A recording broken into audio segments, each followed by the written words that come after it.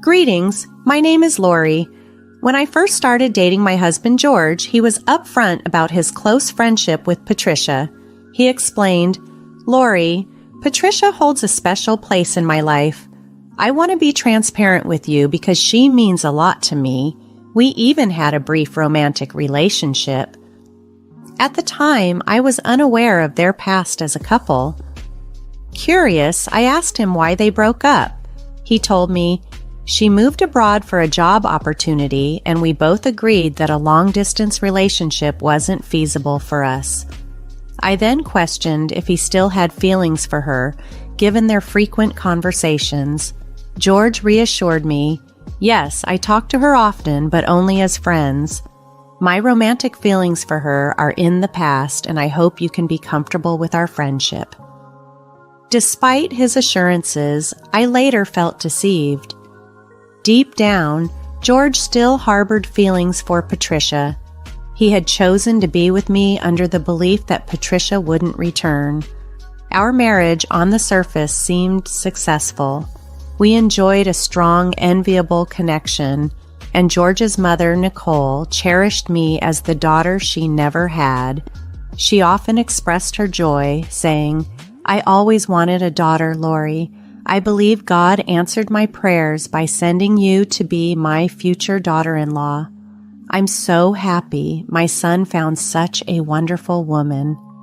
However, the topic of Patricia was a complex one. When I mentioned how George spoke highly of Patricia, Nicole's tone shifted. She confided, "I'm not fond of Patricia, and although I have no proof, I suspect there might still be something between her and George. But don't worry, George has assured me of his love for you and sees Patricia merely as a friend." While I wanted to trust George as much as Nicole did, she couldn't help but express her fears based on her own past experiences, recalling, "His father cheated on me and left. I'm just afraid George might end up hurting you as well." "I didn't want the same heartache for you, dear." Yes, I initially trusted George over his mom, and in hindsight, it was a mistake. I was overly confident in our relationship. There were hardly any red flags, making me feel secure enough to marry George. However, things started getting odd right after our wedding. Patricia couldn't attend as she was abroad, but she called during our reception, crying, which led George to step away to comfort her. It bothered me deeply, yet I chose to remain silent. After getting married, we moved into a house that George had inherited from his grandfather. He had renovated it beautifully, and I added some touches to make it feel more like a home. We began our life together there, but soon enough, the reality of living with George day in and day out showed me just how close he still was to Patricia. They would talk incessantly on the phone, and it eventually became too much for me. One day, I expressed my growing unease. "George, you're spending a lot of time on the phone with Patricia. It's planting doubts in my mind. We need to set some boundaries," I suggested. His response was dismissive and firm. "That will never happen, Lori. I've always told you Patricia is important to me. You married me knowing this. You have no grounds to complain now. But you never clarified just how deep your connection with her was. You assured me your feelings for her were in the past, but your actions are telling a different story," I countered. George's retort was sharp. "Don't be ridiculous, Lori. You have no right to criticize me like this. I will talk to Patricia as much as I want. It's none of your business. Besides, Patricia is moving back to our city permanently. You better brace yourself because there will be more interactions like this. Oh, and I also secured her a job at my workplace, so she will be around even more." I was stunned. Not only was Patricia returning to our city, but she was also about to become George's colleague. No wonder he had seemed distant lately. Patricia wasn't even back yet, and I could already feel George withdrawing from me, caught up in anticipation of her return. I began having terrifying dreams about what might happen when Patricia returned to our city, and unfortunately, my fears soon became a reality. Patricia moved back, found an inexpensive apartment nearby, and even started working at George's company. Now, with them spending a lot of time together both at work and socially, my initial paranoia seemed justified. One day, I bumped into Patricia at the grocery store. With a smirk, she approached me and said, "Hey, you must be the one George married in my place. He was so desperate for some female company, he wouldn't have chosen you otherwise. You mean nothing." Shocked by her rudeness during our very first meeting, I responded, "What are you talking about, Patricia? How can you say such things? Regardless of what you think, I am George's wife. He married me because he loves me." Patricia scoffed. "You're seriously deluded, Lori. He married you because I wasn't here. But now that I'm back, just watch. It won't be long before George comes running back to me." Her words were like a slap in the face, revealing her true intentions. Yet, despite this ominous encounter, I clung to my trust in George, believing in our love and his commitment to me. However, everything changed when George sat me down one evening with unsettling news. "Lori, I think you should know that Patricia is moving in with us tomorrow. I've already brought some of her stuff over while you were at work." Stunned, I asked, "Are you joking, George? Why is she moving in with us? You didn't even think to consult me on this decision. I'm your wife. We're supposed to discuss these things." George's reply was cold and dismissive. "This is my house, Lori. I can bring anyone I want into it. You don't own the place, so you don't get a say. Patricia's been having some financial troubles, so she can't afford her rent. We'll cover her expenses until she's back on her feet." Frustrated and hurt, I pressed, "And what if I don't agree with this? What happens then?" George was unyielding. "You don't get a say in this. She will be here, and that's final if you cause any trouble." His words trailed off, but the implication was clear. This decision was made, and my feelings about it were irrelevant.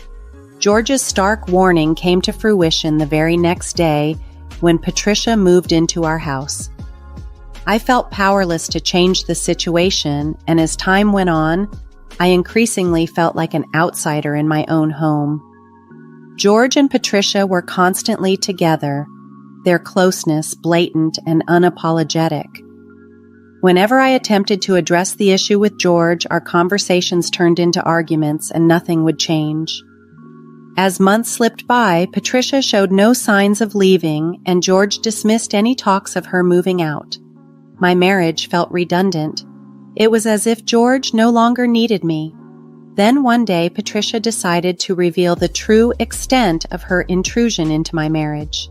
She sent me screenshots of conversations with George, bluntly titled, "I got your man, Lori. Now you are the other woman. Divorce is coming." The texts confirmed they were having an affair, mocking me and even discussing their hookups during my work trips. George's text to Patricia professed his love for her. Shocked and devastated by Patricia's message, I was left reeling. The betrayal was overwhelming, plunging me into a state of utter despair. I cried uncontrollably for hours until they both returned home. When they walked through the door, I couldn't hold back my anger and hurt any longer. Confronting them, I exclaimed, "I know about your affair. How could you do this to me, George? You invited this homewrecker into our lives and ruined our marriage." George defensively retorted, "How dare you speak about Patricia that way? She is innocent and kind. You've had issues with her from the start." "Yes, I've had issues because it was clear she intended to take you away from me. And it looks like she succeeded," I replied. "She can't stay here any longer, George. If you care about our marriage at all, she needs to leave." Amidst the heated exchange, Patricia dramatically exclaimed, "I'm so sorry for causing trouble. I'll leave. I don't have anywhere to go, and I'd rather sleep on the streets than endure Lori's insults any longer." With that, she began to sob loudly, clutching her chest as if on the verge of a panic attack. George immediately went to her, holding her tightly in a comforting embrace, then shot me a glare full of disdain as he tried to soothe her. The scene before me was a clear indicator of where his priorities lay. further cementing the painful realization of the betrayal and loss within my own home. I was completely shocked and on the verge of tears myself when George abruptly intervened. "Patricia, don't cry, dear. You're not going anywhere. This house belongs solely to me, so Lori can't kick you out, and I certainly won't. You don't need to worry." His words ignited a fury in me. "You're choosing to keep your mistress and kick me out?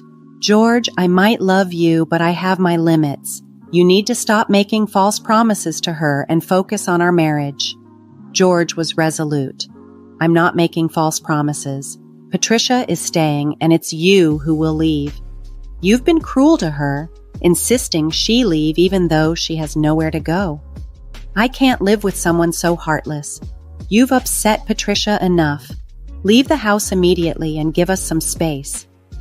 "Are you serious? You're kicking me out instead of her? You're choosing Patricia over your wife?" I asked, incredulous. "Yes, I want you out. You know you'll just come back anyway because you're shameless. You're nothing but a spoiled princess. You should be grateful I didn't kick you out sooner. People as greedy as you deserve to be on the streets." Hearing George's harsh words was disorienting. It didn't matter whether he was joking or not. The harsh reality was that he had chosen Patricia over me, clearly defining where I stood. All the while, Patricia stood there smirking at me, clearly pleased with the turn of events. At that moment, I made a silent vow to myself. Responding to George, I said firmly, "Yes, I'll return, but when I do, things will be drastically different. Mark my words, George, this isn't the end.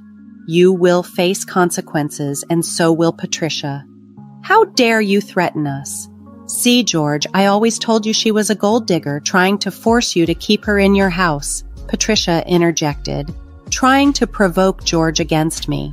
"You have some nerve saying you'll come back. I always knew you were a greedy and shameless woman, only with me for money. Do you want to come back? Fine. I'll see how you ever step foot in this house again." George scoffed. Choosing to preserve my dignity and not dignify their remarks with a response, I began to pack my belongings. I had plans. This was merely the start of my resolve. I left the house without engaging further, even as George comforted a sobbing Patricia who lamented over being insulted. As I walked away, I knew that the end of my marriage was not the end of my story, but the beginning of my resurgence. After George's harsh dismissal, I left our home and headed straight to Nicole's house. When she opened the door and saw me standing there with my belongings, her expression shifted to one of shock. "Oh my God, Lori, what happened? Why do you have your stuff with you? Come in, sit down, and tell me everything." Inside, I explained, "Nicole, George kicked me out. He told me to leave, and I didn't know where else to go, so I came here." "What? George kicked you out? But why? This doesn't make any sense," Nicole responded, clearly bewildered by the news. I recounted the entire ordeal, how Patricia had returned and the subsequent upheaval in my marriage. Nicole was visibly shocked and became increasingly angry as I detailed the events. "I can't believe he did this to his wife. What kind of son have I raised? I am ashamed," she lamented. "No, Nicole, please don't blame yourself," I reassured her. "You've done everything you could. You even scolded George for being a neglectful husband. This isn't your fault. It seems he's just following in his cheating father's footsteps." "Do you have any concrete evidence of their cheating?" Nicole asked, her tone serious. "Yes, I have solid proof," I replied. "I found texts on George's phone, and Patricia foolishly sent me some texts between them. I guess she was trying to upset me or make me jealous. The audacity of that woman, she's a homewrecker. My son doesn't know what he's lost," Nicole exclaimed. "Don't worry, Nicole, he will find out soon enough. As for Patricia, I have some plans in mind. I just need your support. Can I count on you not to help them in any way?" I asked, seeking her commitment. "Yes, Lori. There is no way I'm going to support them. I didn't raise a cheater. As of today, I have no son. You have my full support. Go nuclear. I don't care. Nicole assured me. With Nicole's support, I felt empowered to take action. I carefully compiled all the screenshots and kept them secured in a folder. The next day, I met with a lawyer to discuss everything. Together, we reviewed the legalities of my situation, and he helped me devise a robust plan for my next steps. I decided to file for divorce and instructed my lawyer to serve George the papers at his office in front of his colleagues. Naturally, this public spectacle raised many questions among his peers, sparking widespread curiosity about the reasons behind our sudden and dramatic split. After the divorce papers were served, my lawyer called to inform me that everything was set for the next phase of my plan.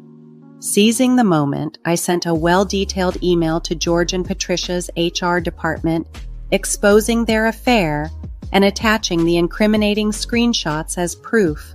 A colleague of George's, who kept me updated, told me that the two were promptly called into a serious meeting. The office buzzed with the news of their misconduct. Shortly after the meeting, an infuriated George called me. "What the hell is wrong with you, Lori? You told HR about me and Patricia. Are you insane? You've cost us our jobs. Patricia and I are unemployed because of you." "Be careful, George," I cautioned him. "This conversation is being recorded. Don't be too harsh or I might sue you for verbal abuse. I hope you received the divorce papers. You have 8 months to sign them and hand them over." "I'm not signing those papers. Even if I do, I will fight for alimony." "I'll take you to the cleaners," he blustered. "You might want to rethink that, George," I replied calmly. "Have you forgotten that in our state, cheating is considered grounds for fault in a divorce? You won't get a cent from me. You have no proof of my relationship with Patricia. You're just bluffing." "You can't prove anything in court," George retorted. "Is that so? Well, why don't you check your email? I've sent you all the proof I have. You should tell your mistress not to be so careless next time." She sent some quite revealing screenshots that gave me all the ammunition I needed, I informed him.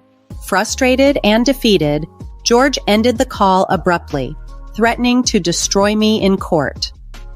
However, as the months rolled on, neither legal threats nor their financial plans bore fruit. George and Patricia plunged into a severe financial crisis. With Nicole cutting ties with him, George found himself without any support. Both remained unemployed, burdened further by legal fees. Patricia, who had lived extravagantly, believing George would always support her, found herself in a dire situation. Her reckless spending on luxuries backfired spectacularly. She had drastically underestimated the consequences of their actions and was unprepared for the harsh reality that soon engulfed her. After enduring the betrayal and fallout from George and Patricia's actions, I decided to take legal steps to hold Patricia accountable for alienating my affection from George. Supported by my lawyer's advice, I filed a lawsuit against her, which took her by surprise and left her distraught. During this time, Nicole kept me updated about George's dire financial situation. She told me George had called her in tears. He was struggling financially and could not secure a stable job. Meanwhile, Patricia refused to work, relying entirely on George to bear the financial burden, which now included hefty legal fees. Overwhelmed and desperate, George even approached Nicole for financial help, but she firmly refused. Ultimately, George's financial strain forced him to make the difficult decision to sell his house. When I noticed the listing on a real estate agent's website, I seized the opportunity to enact my final act of retribution. I promptly contacted the agent, expressing my interest and readiness to purchase the house at a favorable price. We arranged a meeting to finalize the sale, but George was unaware of who the buyer was. At the meeting, George's shock was palpable when he realized I was the prospective buyer. "What the hell are you doing here, Lori? Why are you with my agent?"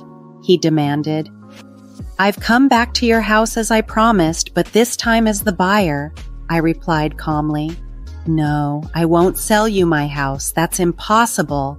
I won't sell my precious house to someone who destroyed my life," George protested vehemently. "You'd be foolish not to, George," I countered. "You're out of money, and even your lawyer is complaining about unpaid fees. You won't be able to support yourself, much less Patricia. You won't find a better offer than mine. Think about it." After much deliberation and ongoing pressure from his real estate agent and persistent calls from his lawyer, during our meeting, George finally capitulated. He signed the papers, and the house that he once kicked me out of became mine. Today, I live there permanently. As for what happened to George and Patricia afterward, they eventually broke up. Once I was no longer in the picture, tensions escalated between them. Patricia desired a traditional setup where George would be the sole breadwinner, but George, who had always been tight with money, refused to support her financially. Their relationship deteriorated further until George fed up, kicked her out after a heated argument. Ironically, even after the divorce was finalized, George tried to reconcile with me, but it was far too late for any chance of rekindling our relationship. The damage had been done, and my life had moved on without him. George came to me, pleading for forgiveness and begging for another chance to make things right. I firmly told him that he had exhausted his chances already. There was no possibility of us getting back together. Now, he leads a lonely life, shunned by Nicole and his friends who no longer speak to him. Despite everything, Nicole and I have maintained a strong bond. She visits me often at my house, which has become a place of healing and new beginnings for both of us. I've also started to dip my toes into the dating scene again. Nothing serious has come of it yet, but I'm optimistic. I hope to eventually find someone who will cherish and love me as I truly deserve. Until then, keep Nicole and me in your thoughts and prayers.